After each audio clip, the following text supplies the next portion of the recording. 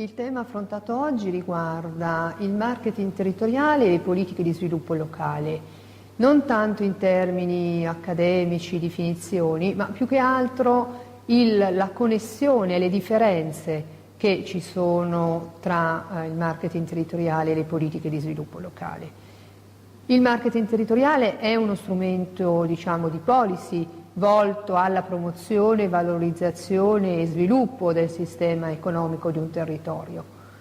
E quando parliamo di promozione, valorizzazione e sviluppo economico di un territorio rientriamo in quel discorso che riguarda la creazione di un vantaggio competitivo per i territori, perché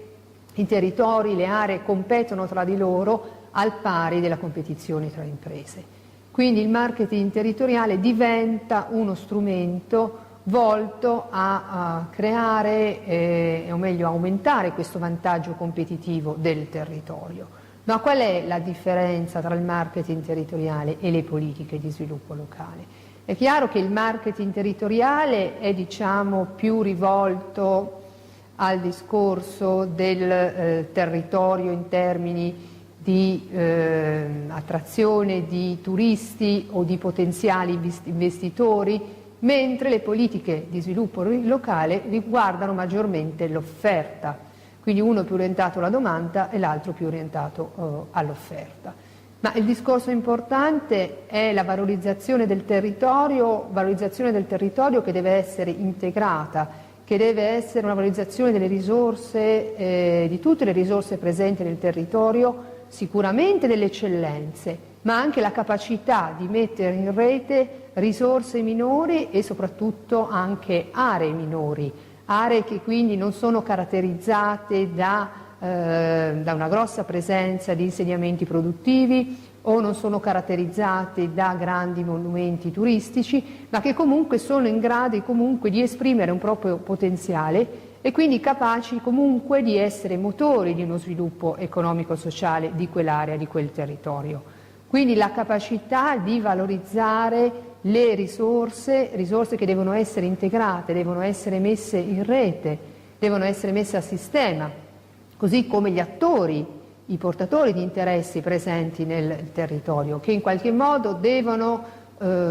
condividere, effettuare un'opera di concertazione su quelli che sono gli scenari futuri dell'area, quindi quella che è la vision futura del territorio.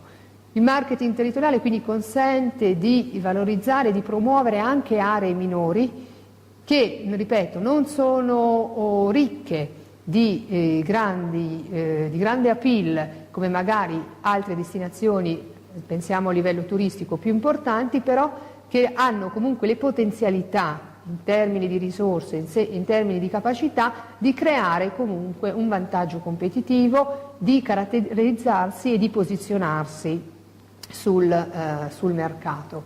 Quindi il discorso importante è il discorso dell'identità, il territorio che ricerca il proprio vantaggio competitivo nella sua identità, in quelle che sono le risorse presenti nel territorio, quella che è la sua storia locale, quello che è il suo patrimonio culturale, quindi il territorio capace di competere con il proprio patrimonio di identità, con il proprio patrimonio culturale. Laddove il territorio riesce a combinare in modo ottimale quelle che sono le sue risorse e connotarle con la propria identità, riesce a posizionare il prodotto territorio nei mercati esterni.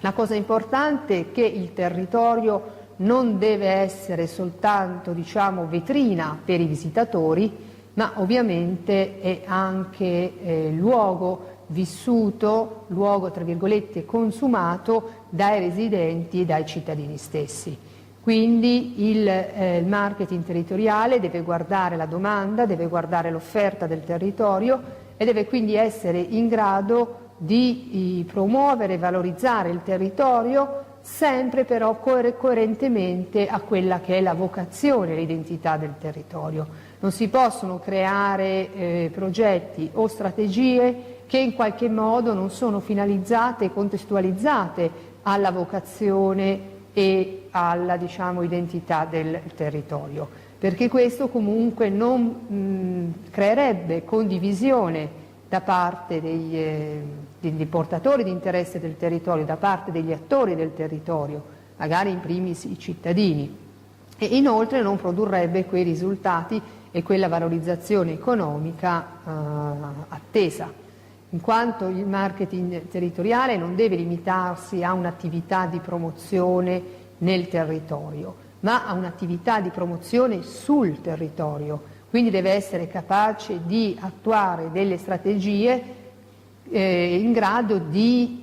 agire in profondità sul tessuto del sistema economico-sociale. Quindi non deve limitarsi a un'attività di promozione di un prodotto, di una risorsa o anche dell'area in generale, quindi del prodotto in territorio in generale, ma deve essere in grado di valorizzarlo in modo da generare esternalità e quindi essere capace di diventare sviluppo e motore del sistema economico e sociale di quell'area. Altrimenti si corre il rischio di attuare delle attività di promozione finalizzate alla promozione di un determinato prodotto, di un determinato itinerario, ma non in grado di incidere profondamente sul sistema economico. La capacità di incidere sul sistema economico deriva principalmente dalla funzione di valorizzazione, dalla capacità di progettualità